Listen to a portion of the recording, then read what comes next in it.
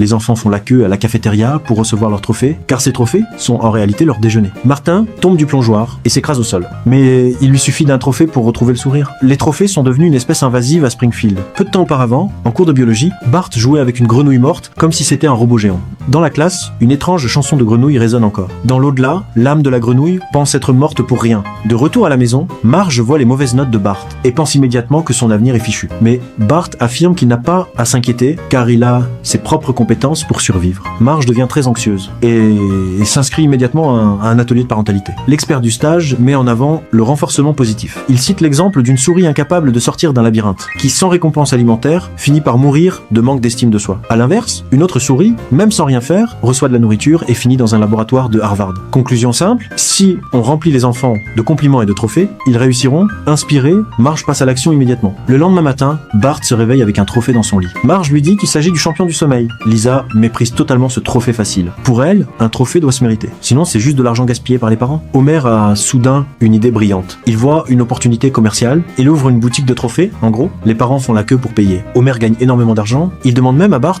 de l'aider. Marge veut récompenser Bart pour ses efforts, mais le trophée se casse dès qu'elle le touche. En réalité, Bart l'avait recollé avec du chewing-gum mâché. Bart sort aussitôt pour continuer à mâcher son chewing-gum. Mais il entend Homer dire qu'il est irrécupérable et qu'ils auraient dû abandonner depuis longtemps. Ces mots brisent complètement Bart. Il va se confier à son grand-père Ab à la maison de retraite. Ab lui explique que c'est une tradition familiale chez les Simpsons. Bart pense alors qu'il est destiné à échouer toute sa vie. Mais Ab le rassure et lui donne une montre de poche. C'est un héritage familial, réservé aux meilleurs de la famille. Bart retrouve immédiatement confiance en lui. Pendant ce temps, les trophées perdent toute leur valeur. Lisa, bien qu'elle ait gagné les siens honnêtement, reste insatisfaite. Elle consulte un autre expert en éducation pour contredire la méthode des trophées. L'expert affirme que trop de compliments rendent les enfants fragiles. Plus de trophées. L'entreprise de Homer fait alors faillite. À ce moment-là, Bart vient se vanter devant Homer avec la montre. Homer est choqué, car il ne l'avait jamais touchée auparavant. Bart lui demande avec ironie s'il la veut vraiment. Homer prétend que non, mais sa vitrine préparée trahit son intérêt. Depuis qu'il a la montre, Bart est devenu très confiant et relève tous les défis. Pour la retrouver, il demande à Milhouse de se placer au pied d'une falaise pour tester les rochers. Après plusieurs échecs, Bart est rongé par la culpabilité.